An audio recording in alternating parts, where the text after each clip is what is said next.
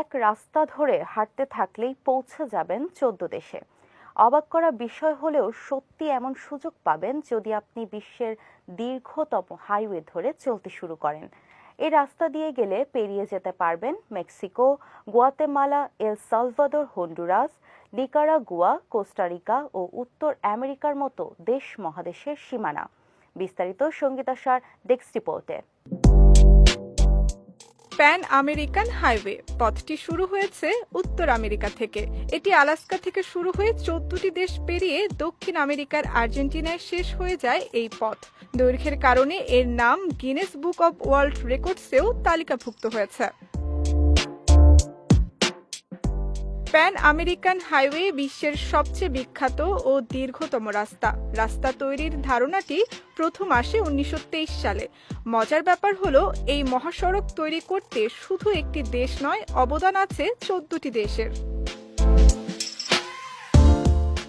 এই দেশগুলোর নাম হলো Costa Rica, Peru, Panama, Nicaragua, Mexico, মার্কিন যুক্তরাষ্ট্র, Honduras, Guatemala, Bolivia, El Salvador, Colombia, Chile, Canada ও আর্জেন্টিনা।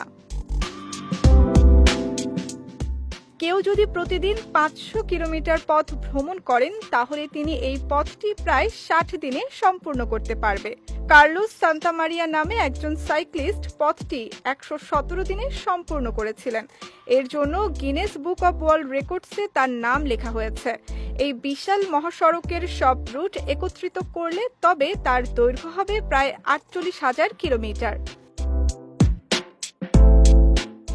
এই প্যান আমেরিকান হাইওয়েতে যেতে চাইলে আগে থেকে খুব ভালোভাবে প্রস্তুতি নিতে হবে। এই মহাসড়ক দিয়ে যেতে গিয়ে যদি কোনো গাড়ি বা বাইক নষ্ট হয়ে যায়, তাহলে কিন্তু অনেক বিপদে পড়তে হবে। আসলে মহাসড়কটি এতটাই দীর্ঘ যে সাহায্যের জন্য বিপদগ্রস্ত ভ্রমণকারীর কাছে পৌঁছাতে অনেক সময় লেগে যায়। তাই এই পথ দিয়ে যাওয়ার পরিকল্পনা করলে নিজের সঙ্গে গাড়ি বা বাইক মেরামতের সব ধরনের সরঞ্জাম থাকা জরুরি। আবার এই হাইওয়েতে গাড়ি চালানোও কিন্তু সহজ নয়। কারণ হলো, এটি বিভিন্ন অবস্থা ও এলাকার মধ্য দিয়ে যায়। কোথাও লম্বা মরুভূমি, আবার কোথাও দেখা মিলবে ঘন বন। তাই গাড়ি চালানো অনেক জায়গায় বিপজ্জনক হয়ে ওঠে।